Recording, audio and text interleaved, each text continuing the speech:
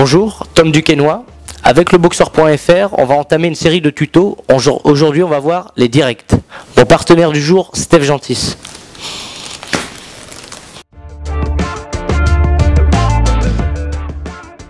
Je vais utiliser ce jab pour enclencher mon adversaire, pour le faire réagir, mais en aucun cas pour le finaliser.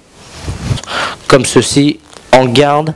Je vais utiliser mon jab qui est placé un peu devant le menton, la droite qui est ici, qui va venir se lever pour se protéger encore plus pendant l'assaut. Je suis à une distance où mon adversaire ne peut pas m'atteindre avec son jab, il tend le jab, hop, il peut pas m'avoir, ok, donc il revient en garde. Je suis à distance de sécurité. Quand je vais attaquer, je vais opérer un step vers l'avant afin d'être dans la distance de danger où là, je vais pouvoir frapper et toucher mon adversaire. Préparation de l'attaque, jaillissement, j'arrive dans la zone de danger, je reviens. Le jab va être envoyé pendant le déplacement vers l'avant. Une fois ici, légère flexion sur la cuisse, je reviens en zone de sécurité. On garde, jab et je reviens. Pap, et je reviens. Dans l'idéal, je lève bien la garde, au cas où il me met un crochet en même temps, et dans le cas, je serai bien protégé. Ici, et boum, et je reviens. Je step vers l'avant, jab, je les fais réagir, bonne flexion sur ma jambe avant, et hop, je reviens dans ma distance de sécurité. On passe au direct du droit, plus utilisé, plus fréquemment en tout cas, pour finaliser l'adversaire. Donc ce qu'on va faire, c'est automatiser un transfert de poids. Donc c'est toujours cette même idée d'envoyer le jab en avançant et en allant dans cette distance de danger. Une fois ici, je vais bien poser mes appuis et là on va essayer d'envoyer le direct avec le maximum d'efficacité. Pour ça, je vais avoir besoin d'être à 50% de mon équilibre sur les deux jambes, gauche, droit. Je suis bien. Si on me pousse, je vais pas et je suis pas encore trop vers l'avant non plus.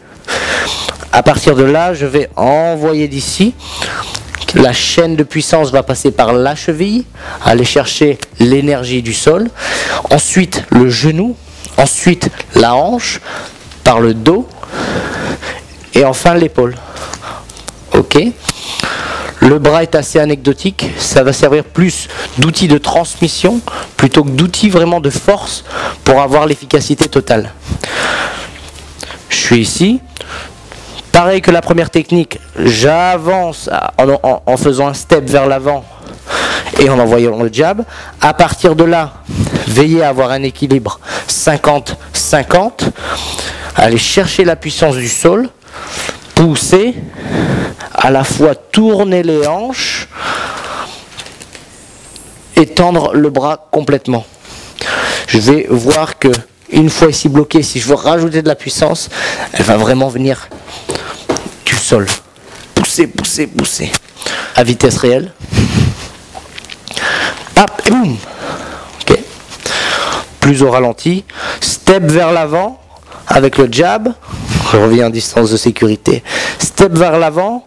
J'envoie. Vous voyez ici, la jambe est levée pour pousser au maximum et avoir le plus d'efficacité possible. L'épaule, le menton est rentré, l'épaule est sortie. On appuie beaucoup plus sur la jambe avant. Forcément, encore toute la puissance a été transférée vers l'avant. Je peux finaliser le mouvement et revenir en sécurité en opérant un step, un pas vers l'arrière. Ok, je reviens dans ma distance de sécurité. Le point important, je recommence. Veillez à ce moment-là à être à 80% du poids sur la jambe avant, 20% forcément sur la jambe arrière, afin d'être le plus fort possible pour pouvoir retransférer en sécurité le corps vers l'arrière. Je vais déjà essayer d'enclencher mon adversaire avec des feintes de corps. Hop, hop, hop. À partir d'un moment, ça ne marchera plus, il n'y aura plus de réaction de sa part. Donc je vais devoir mixer la feinte de corps avec un jab. Là, je feinte, boum. c'est ce qu'on appelle enclencher l'adversaire. Voilà, je feinte, à un moment ça ne marche plus, je feinte et j'y vais. Essayez de l'enclencher pour qu'il se retrouve bien sur ses appuis et qu'il ne soit pas dans cette espèce de mouvance où il va pouvoir être dangereux, explosif et rapide. Donc essayez de l'enclencher, le poser sur ses appuis. Une fois que j'ai fait, il n'y croit plus. Là, je peux envoyer le jab. Je reviens toujours à distance de sécurité. Je feinte et jab.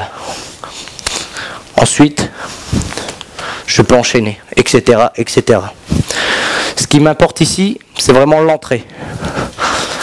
Feinte de corps, ça marche une fois. Feinte de corps, ça marche deux fois. La troisième, il va s'y attendre. Feinte de corps, ça marche plus. Et là, j'envoie le jab. Remise en zone de sécurité. Toujours dans cette idée de transmission du sol vers mon adversaire, avec mon bras, on reconnecte encore toute cette chaîne qui passe par mon corps. Donc ici dans le jab, je vais vraiment essayer de vriller ma cheville pour aller connecter et envoyer la puissance qui vient du sol encore une fois.